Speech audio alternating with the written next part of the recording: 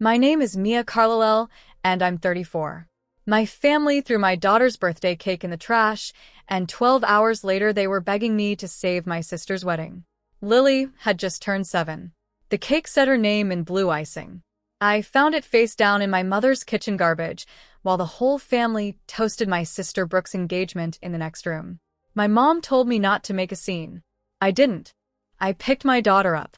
I drove her home, and I built her a new birthday in my own kitchen with a grocery store cake and 7 candles. But here's what none of them knew yet. The wedding wasn't falling apart by accident.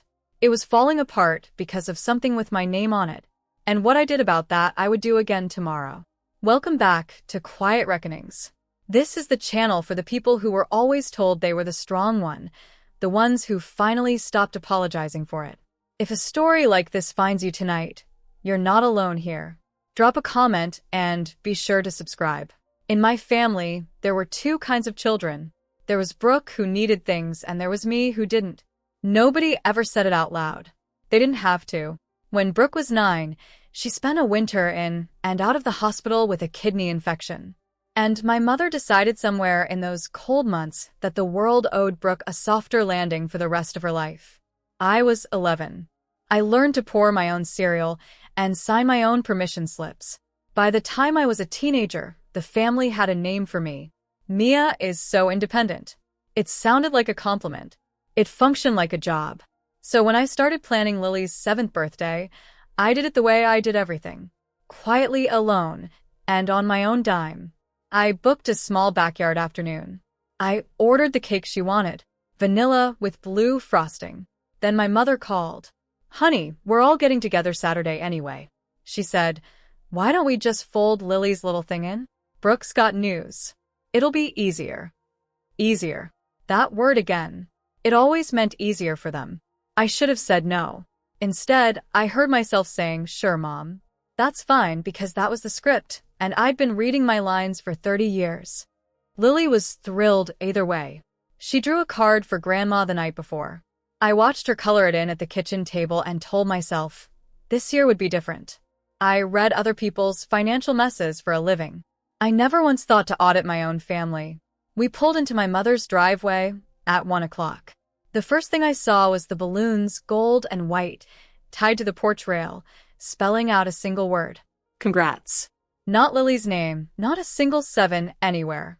Inside, the dining table had been turned into a shrine. Brooke's engagement photos sat in little gold frames down the center. There was a guest book. There was a champagne fountain on the counter, already humming, and shoved into the far corner of the kitchen beside the recycling was the cake I'd ordered. Lily's cake, pushed back like it was in the way. My mother kissed my cheek and said, "We only had room for 1 centerpiece. Honey, you understand?" Lily stood close to my leg, taking it all in with the quiet attention 7-year-olds have when they're deciding whether they did something wrong. Brooke swept through in a white sundress, holding her ring hand up like a trophy. "Oh, Mia, you came," she said as if I were a delivery. My mother clapped for attention and announced we'd do the toast first, then cake later, once everyone settled. Later, after the toast, after the photos, after my daughter's whole afternoon had been spent as the opening act for a wedding nobody had asked me to celebrate, I felt the old reflex kick in. The one that said, "Don't make it about you. Today's about Brooke. Be the easy one." I crouched down and told Lily we'd light her candle soon. She nodded and asked if Grandma liked her card. I said, of course she did. I had no idea yet that the worst part of the day hadn't even happened. It was waiting in the kitchen. The toast ran long. Brooke cried prettily. Ryan, her fiancé, said something about soulmates. By the time the champagne fountain had been admired by every aunt in the room, it was almost 3. And Lily had stopped asking about her candles and started just watching the floor. So, I went to the kitchen to get her cake. It wasn't on the counter anymore. It wasn't by the recycling. I opened the trash can to throw away a paper plate, and there it was, face down in the garbage. Vanilla cake smeared against a coffee filter. Blue icing crushed flat. And through the wreckage, I could still read 3 letters of her name. LIL, someone had thrown my daughter's birthday cake in the trash to make counter space for a champagne fountain. I heard laughing behind me. Brooke was in the doorway with 2 of her bridesmaids, glass in hand. And when she saw me looking into the can, she didn't even flinch. "Oh, that," she said, and laughed again, and said the thing I will hear in my bones for the rest of my life. She wasn't worth wasting cake on. One of the bridesmaids giggled. The other looked at her shoes. And then I felt the smallest hand slip into mine. Lily had followed me in. She'd heard all of it. She was looking up at me with that careful, deciding face. And I understood that whatever I did in the next 10 seconds, she would carry it. I didn't yell. I didn't throw the champagne fountain through the window, which I wanted to. I knelt down, wiped a thumb under my daughter's eye, even though she wasn't crying yet, and said, "Get your shoes, baby. We're going home." I didn't slam a single door. I just decided something very quietly on the way to the car. The drive home takes 25 minutes. Lily was quiet for the first 10, watching streetlights, and then she said, "Was it because I'm not real family?" 7 years old. I kept both hands on the wheel and my voice level. "You are the realest family I have," I told her. "The only kind that counts." I pulled into a grocery store on the way, and we walked the bakery aisle together. She picked a small round cake, chocolate this time, because she said chocolate was braver. I bought 7 candles and a box of the cheap, sparkly ones. At home in my own kitchen, I cleared the table, and we did it right. I sang off-key. She blew out every candle on the first try and made a wish she wouldn't tell me. There was no champagne fountain. There was no guest book.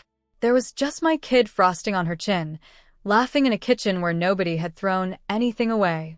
After she fell asleep, I sat down on the kitchen floor with my back against the cabinets, and I made myself one rule. I would protect that little girl from anyone who tried to make her small. Anyone. Even people who shared my last name. If you've ever had to choose your child over the family you were born into, you already know how quiet that kind of decision is. There's no announcement. There's just a line drawn somewhere inside you that everyone else can feel, but no one can see. Stay with me. Because the next morning, my phone started ringing before 7. And the family that couldn't spare a corner of counter space for my daughter was about to need something from me. It gets worse before it gets right. Before I tell you what they wanted, you should know what I do. I'm a forensic accountant. For 9 years, I've spent my days following money that doesn't want to be followed, tracing where funds came from, where they went, and whose name got used along the way. Companies hire me when they suspect someone inside is stealing. I find the someone. I'm good at it because I'm patient and because I don't rattle. You can't outshout a spreadsheet, and I never try. I built that career the hard way. I put myself through school working 2 jobs, had Lily young, lost the marriage but kept the kid, and never once asked my family for $1. That last part matters because the rest of them asked me for plenty. I was the one who called when the rent was late. When Brooke's car got repossessed at 23, I co-signed the next one. When she overdrew her account before a trip, I covered it and told her to pay me back whenever. She never did. Whenever was a fiction we both agreed to keep. My weakness was never that I trusted too easily. My weakness was that I fix things. Give me a mess and I clean it before anyone has to ask twice. Because in my family, being needed was the closest thing I had to being loved. So I made myself indispensable and called it independence. The most recent mess I'd half noticed was a small thing a couple of months back. A number on a statement that didn't sit right. I'd flagged it. I'd meant to chase it down. Then work got busy and Lily had a recital, and I let it slide. That was the thread. I just didn't know it yet. Here's the thing I need you to understand because I know how these stories usually go. The woman misses the obvious sign, trusts the wrong person, and you sit there yelling at your screen. That's not what happened. 10 weeks before the party, my credit monitoring app pinged me. A charge had hit an old joint account, one I'd opened years earlier when my mother had surgery and needed someone to handle her bills. My name was on it as a co-owner. So was hers. And I'd later learned so was Brooke's because at some point my mother had quietly added her. I didn't ignore the ping. I called the bank that same afternoon. I asked them to freeze the card and close the account entirely. And that's where the trap was, except it didn't look like a trap. It looked like a phone tree. This was an old account type the bank barely offered anymore, the rep explained.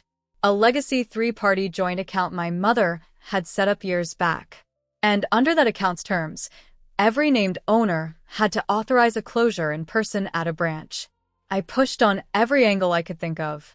Could I remove just my name? Not without dissolving the whole account, which still needed all 3 signatures.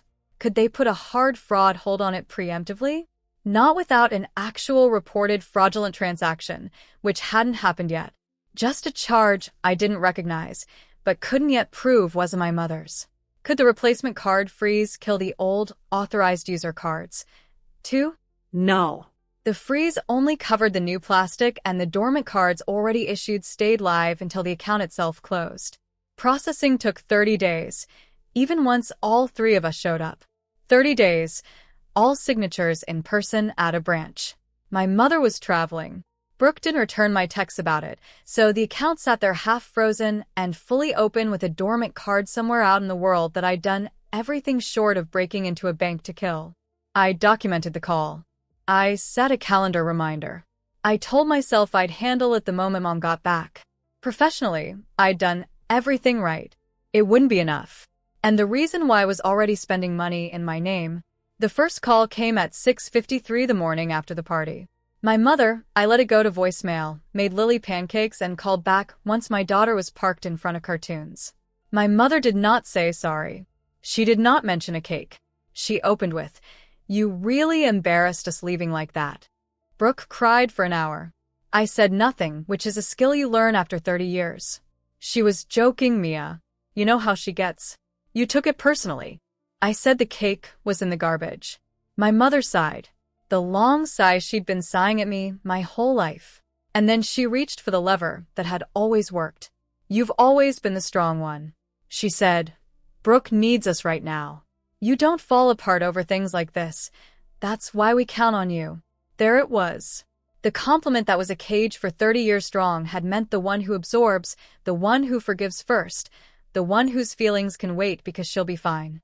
She's always fine. I felt the pull of it. The warm, old gravity of being the good daughter. And then I thought of Lily asking if she was real family. "I won't be helping with the wedding, Mom," I said. "Not the planning, not the setup, none of it." There was a pause. "Don't be dramatic," she said. "You'll come around. You always do." She wasn't wrong about the old me, but she said it like a fact, like a law of nature. And that was the moment I started wondering exactly how much they were counting on me to come around for. The family group text woke up like a hornet's nest with my name on it. My Aunt Patricia wrote that family forgives. A cousin posted a crying, laughing emoji about how sensitive I'd gotten. Somebody, and I genuinely don't know who, reframed the cake as a hilarious mix-up, and by lunchtime, the trash can had become a funny story they were all telling each other. "Remember when Mia stormed out over a cake?" Brooke herself dropped a single message into the thread. "Breezy as anything. Can't believe she ditched my engagement over frosting, lol. She wasn't worth wasting cake on. I stand by it." She typed it again out loud to everyone like a slogan she was proud of. Ryan texted me privately, separate from the chaos. "Hey, I know things got heated, but you know how much this wedding means to the family. We'd really love you there. We, the family, always the collective. Never an apology." And then quietly, one message came and that wasn't part of the pylon. My Aunt Roberta, Bert, everyone called her, my mother's younger sister, the one who'd always been a little outside the family weather. "You did the right thing leaving with your girl," she wrote. "Don't let them tell you otherwise." It was the first kind sentence I'd gotten in 18 hours, and I read it twice. But underneath the noise, there was something else I couldn't name yet. A hum, a wrongness. Brooke was getting married in 7 weeks. She and Ryan didn't have wedding money. They told everyone the venue alone cost a fortune. So why, in the middle of mocking me, was my sister suddenly very, very calm about money? My accountant's brain sat up. I want to be honest about how this part started, because it wasn't noble. It was professional irritation. The numbers didn't add up, and unbalanced numbers itch at me the way a crooked picture frame itches at other people. Brooke made maybe $40,000 a year. Ryan was between jobs, which is a generous way of saying unemployed. Their dream venue, the one Brooke had been posting about for months, was the Maplewood Barn, a converted dairy barn out past the county line that ran $8,000–9,000 before you'd poured a single glass of wine. They'd put down a deposit. Brooke had announced it triumphantly in the group chat with a photo of the contract, partially blurred, very proud. So, where had a broke couple found $6,000 or $7,000 for a deposit in the same month they were asking my mother to chip in for the cake? I sat at my kitchen table that night after Lily went down and did the thing I do for strangers' companies. I pulled up my own accounts, all of them. Checking, savings, the 2 credit cards, and the old joint account I'd spent 10 weeks trying to close. I told myself I was just being thorough. I told myself it was probably nothing. Most of the time in my line of work, it's nothing. A clerical error, a double posted charge. But every so often, the crooked frame is crooked because someone pried it off the wall. I scrolled the joint account's recent activity, the one with 3 names and a dormant card I couldn't kill. And there 10 weeks ago was a charge I had never made.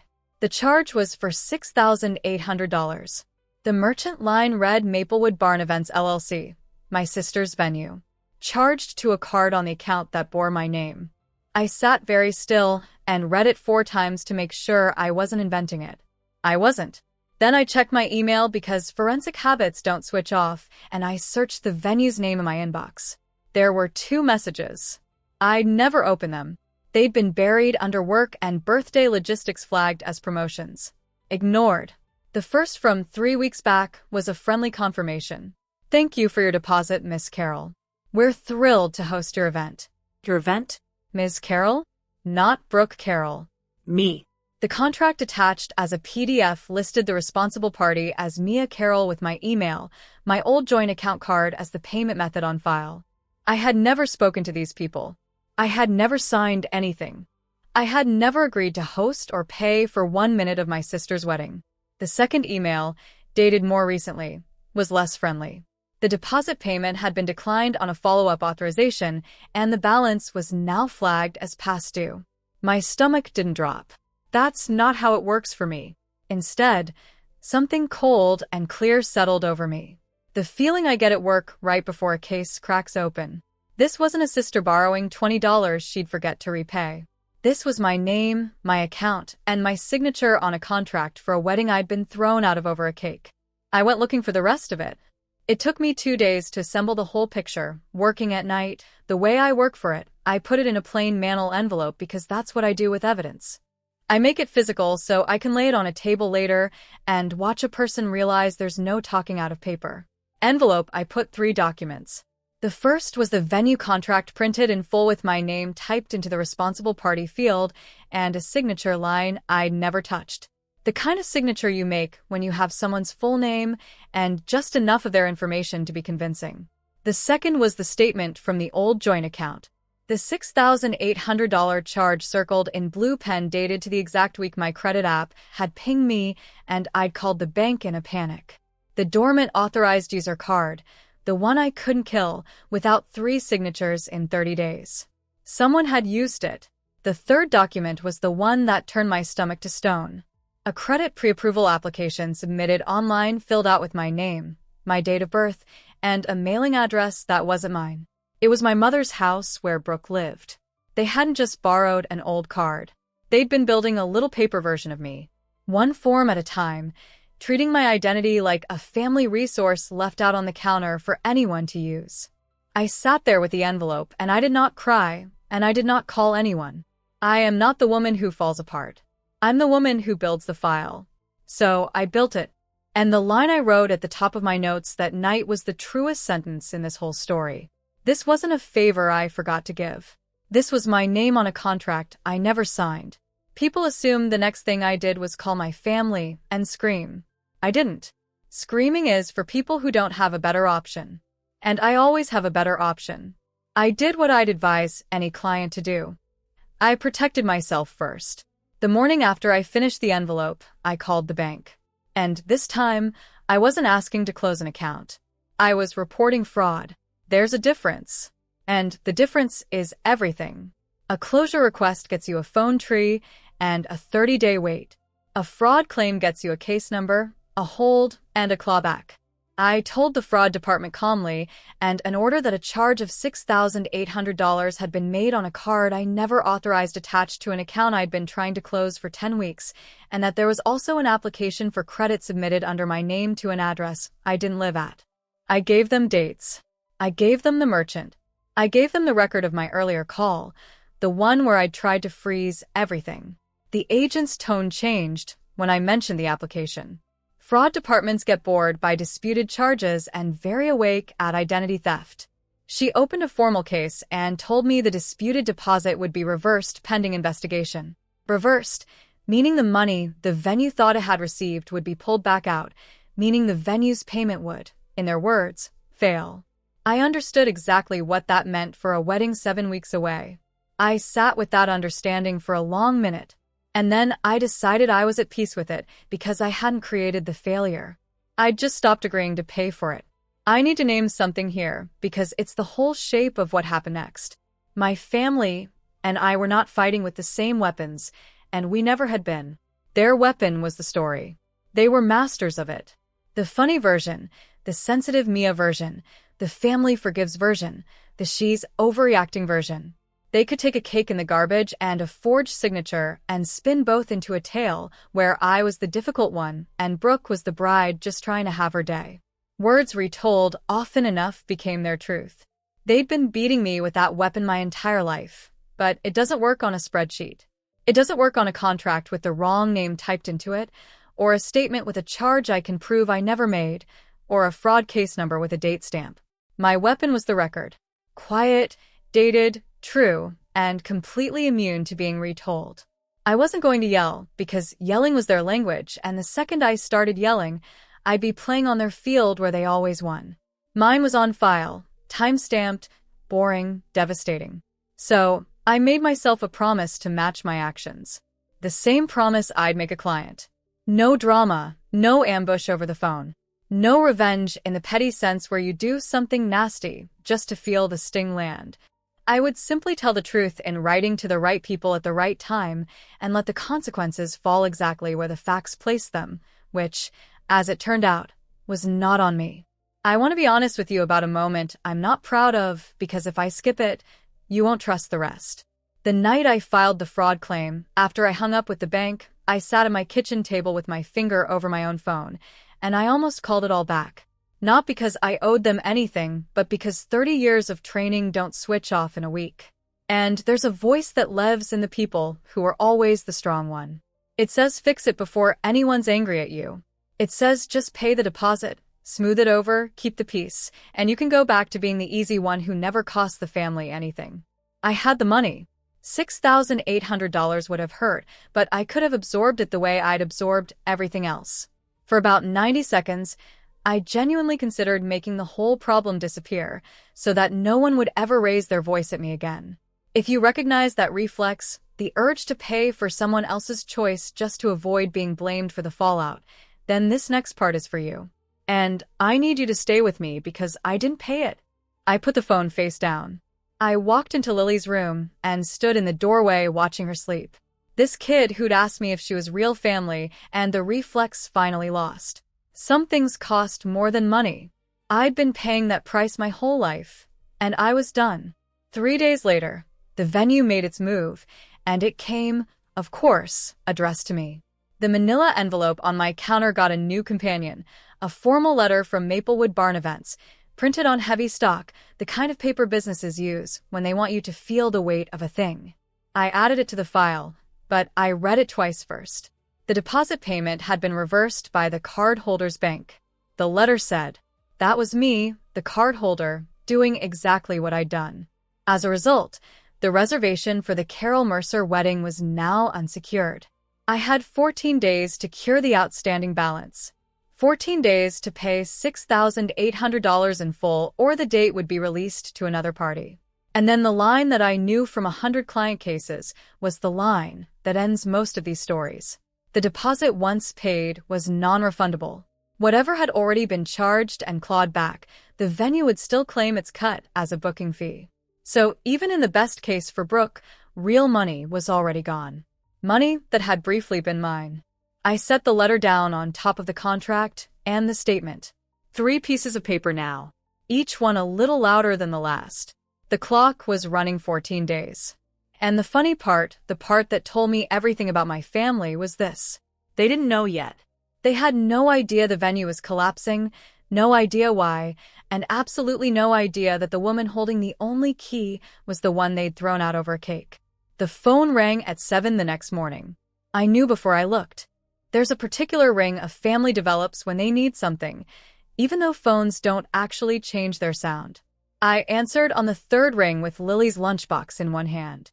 My mother was already crying, not the controlled, dignified crying she did at funerals, the wet, gulping kind she deployed in emergencies. Mia, thank God you have to help us. I put the lunchbox down.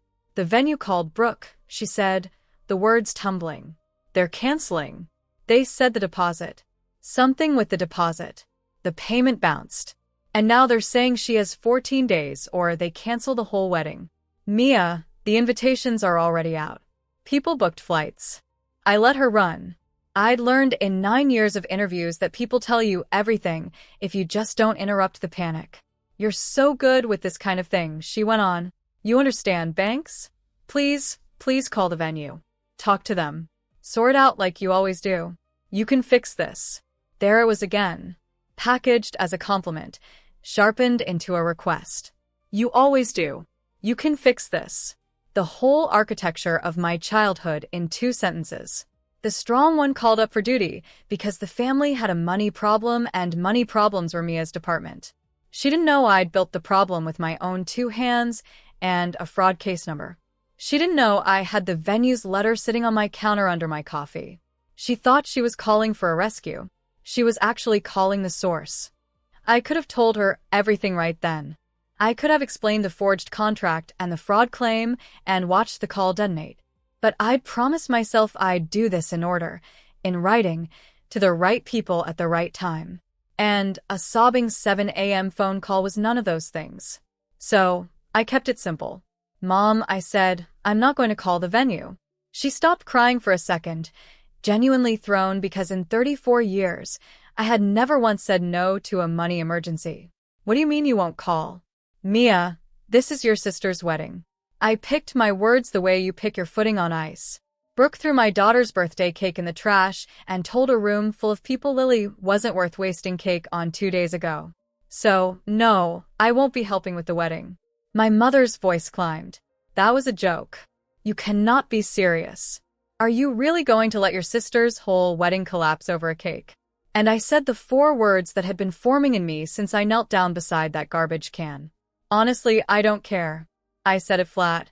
Not cruel, just true.